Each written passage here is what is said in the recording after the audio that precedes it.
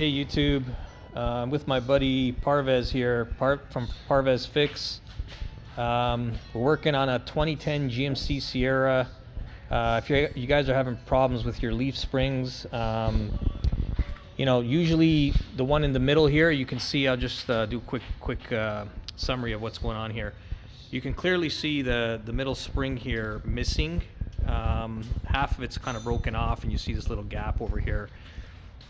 That little section right there represents this side where we actually already took it off and replaced it. But I thought I'd just make this quick video if you guys are contemplating whether to switch a single leaf versus a full 3-spring or 4-spring, whatever your setup is.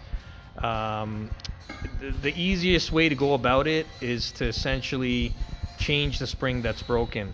And the reason I say that is because on this driver's side, in order to get this bolt out right here, you'd have to essentially drop this fuel tank. So now you're into dropping the fuel tank, and on the other side, the passenger side, you're into dropping the exhaust, because on this side, in order to get to this bolt, you need to get on the other side and get access to take out that bolt. So what Parvez suggested was to essentially just change the spring. So I actually brought the whole kit here. You can see from our wreckers, I didn't want to spend $1,000 on new springs, so I got used ones from the wreckers. But as we went through this, understanding what's involved to kind of put it in, he said your best bet is just to kind of swap that one spring, which I'm fine with. So if you guys are looking for a quick fix, again, hopefully it'll be fine. You're just swapping the one spring. And typically what I'm hearing is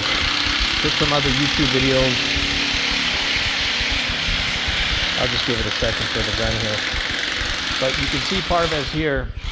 He's actually disassembling the second one here, so we can slide out the middle spring and essentially install it.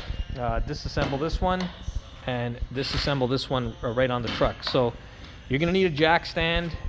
Jack stand's there if you want to raise or lower the axle. But long story short, that's how to go about it. So real quick, on this side I'll show you, we actually first started off by taking off the wheel. You take off the wheel.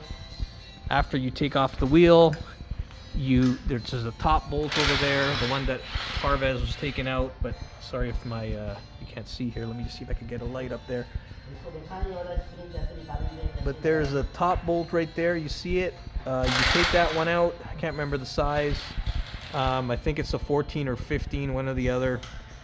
The bottom, after you take out that one, you kind of loosen the springs.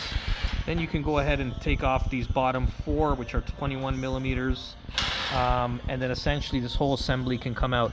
You can see what Parvez did here is some designs over here. The thing to watch out here is we actually opted to bend this. Okay, now we applied a little bit of heat here. We bent it.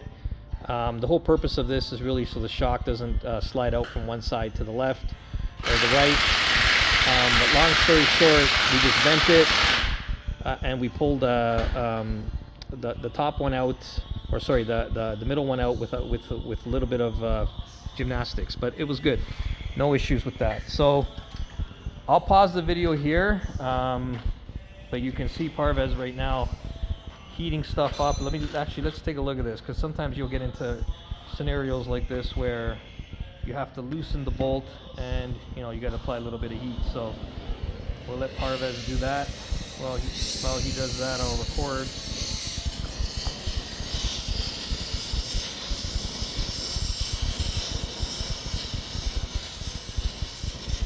So something really to think about while you guys are contemplating. They're older trucks. This will work anywhere from, I believe, a 2007 to a 2013. And I can only imagine it's probably the same process. It's probably the same process with even the newer ones as well. So just some food for thought. Any questions, comments, please. I'll pause it right now, but it would be good to get some comments. Again, I'm not a mechanic. I'm just learning. Mechanically inclined, if you want to call it that way. But Yeah, so before you go out and spend whatever it is, $400 a pop. I'm talking Canadian dollars here versus American. You can do it this way. Okay. Good luck. Take care.